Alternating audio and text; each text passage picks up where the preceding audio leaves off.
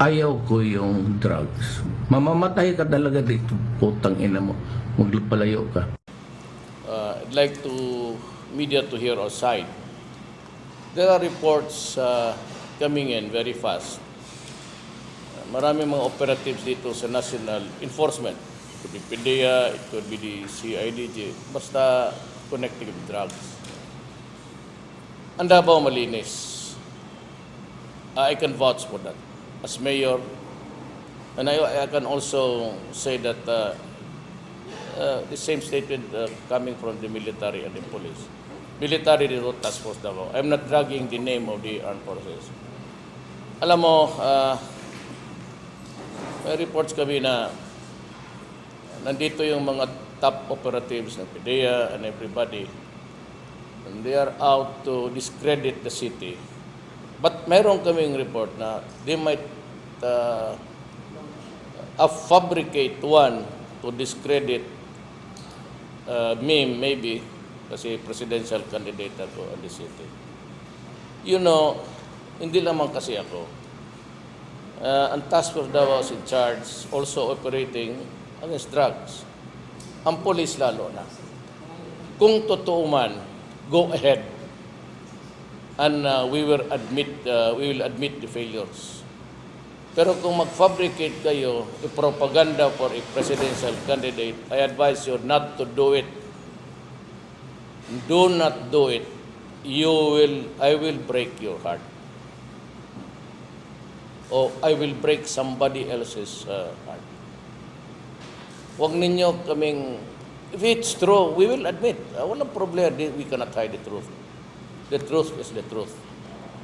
Pero kung mag-fabricate kayo, set up a laboratory here, maawa kayo sa sarili niyo. Wala ka lang.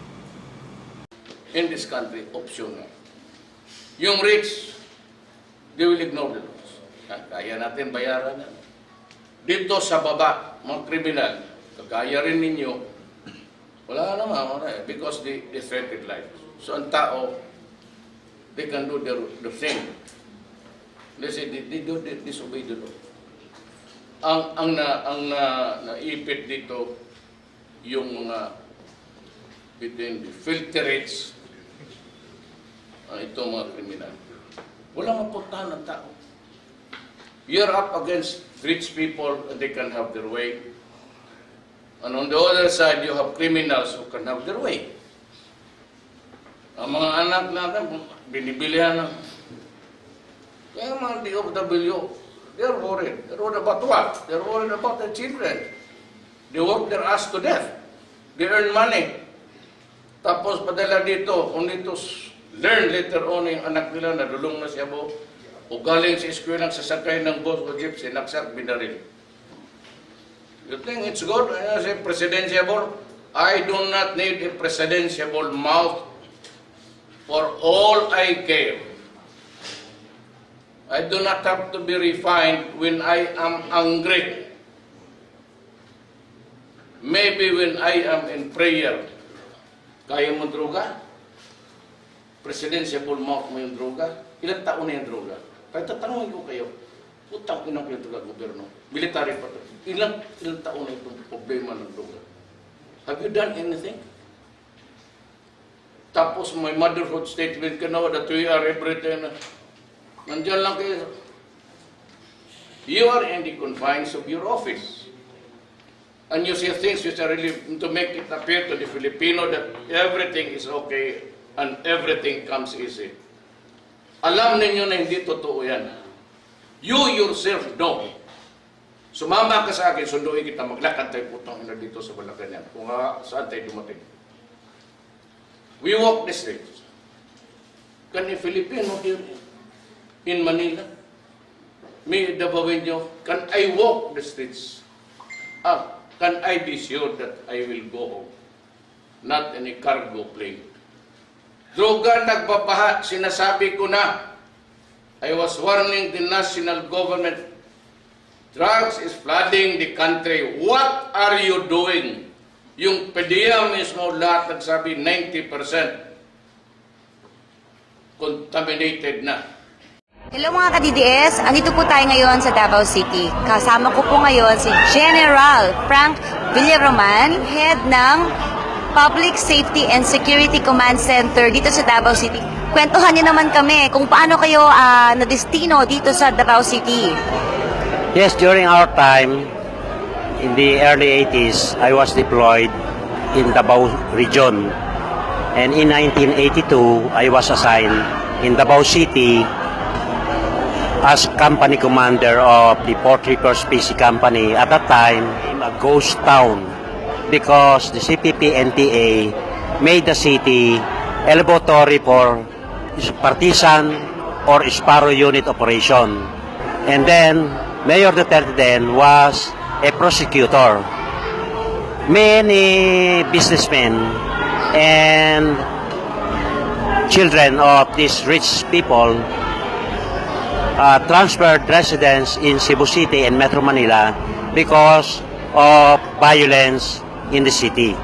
When the mayor was appointed as vice mayor and then became the mayor of Davao City, slowly he started cleansing Davao City of criminals, drug pushers, and drug addicts and other insurgents remaining in the city. Sir Frank, pakikwento naman sa amin ang inyong personal experience under the leadership of Mayor Duterte. Sa nalalaman ko at karanasan ko bilang department head niya or OIC ng Public Safety and Security Command Center, pati ng ibang mga departamento dito sa Davao City, nagbibigay siya ng policy guideline. And then you must follow to the letter. Or else you'll be in hot water. But hindi siya nang hihiya ng tao. Kung may tampo siya o galit siya, paimbestigahan niya ito, may legal process, due process, at kung ano yung kalalabasan niyan, yun ang ipapa-implement niya. Hindi siya yung diktador dahil you will be given a leeway kung ano yung dapat mong gawin, dapat mayroon kang initiative kung paano pagandahin yung trabaho mo sa isang opisina at makatulong sa mga kapwa-tao, lalo na sa pagdating dito sa seguridad at safety ng mamamayan ng Davao City. Sir Frank, ano yung naging reaksyon ng mga Davaoeños nang ipatupad ni Mayor Duterte itong mga batas na ito? Lahat yan ay may basehan sapagkat yung aming technology, yung aming public CCTV, public safety camera, nakikita ang mga aksidente. Kaya nagpalabas sila ng ordinansa tungkol dyan sa speed limit na 30, 40, 60. Now, sa anti-smoking din, ganun din. At yung anti-littering, magtapong ka ng basura. Yung wala kang helmet, mag-drive ka ng motor.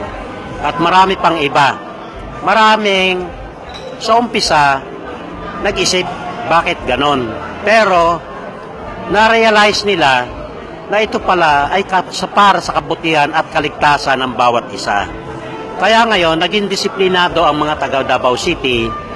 Ganon din, yung mga tourist at yung mga bisita ng Davao, sinusunod ang lahat ng city ordinances na pinaiiral dito sa syudad. Kaya nga tayo ay naging isang safest city, smart city because of that. Kay Mayor Duterte, nire-respeto nila ang batas dahil alam nila, nire-respeto rin ni Mayor Duterte ang ginawa niyang batas. Hindi siya lumalabag sa batas na ginawa niya. Kaya, lead by example ang ginawa niya. So, kung bawal uminom ng alauna, kahit minsan, walang ginawang paglabag ang ating mayor dyan. Sapagkat, para sa kabutihan ng mga kabataan, ng mga tao na umiinom hanggang alauna. Kaya pagdating ng alauna, tigil ang mga pagsaserve ng liquor at maganda na bawasan ang incident ng accidents at away ng mga bata or matatanda na nagiinom o nalalasing. Sir Frank, maasahan ba namin na papatupad din niya ito sa buong Pilipinas at magiging maayos ang buong Pilipinas kasing ayos ng Davao City? Yes, of course. Sinabi niya na yan, nilahad niya na yung gagawin niya the past days. At sinabi niya na yung mga i-implement niya na doable unang-una yung doable. At nilahad niya rin dito yung against corruption sa lahat ng corrupt officials na matatalaga bilang opisyales o nahalal man, ay sisiguraduhin niya na maimbestigan at maparusahan ang mga magkakasala. Magiging successful ang kanyang leadership bilang presidente kung lahat ng tao ay susunod lang, dahil ito namang mga pinapairal niya ay para sa kabutihan ng lahat.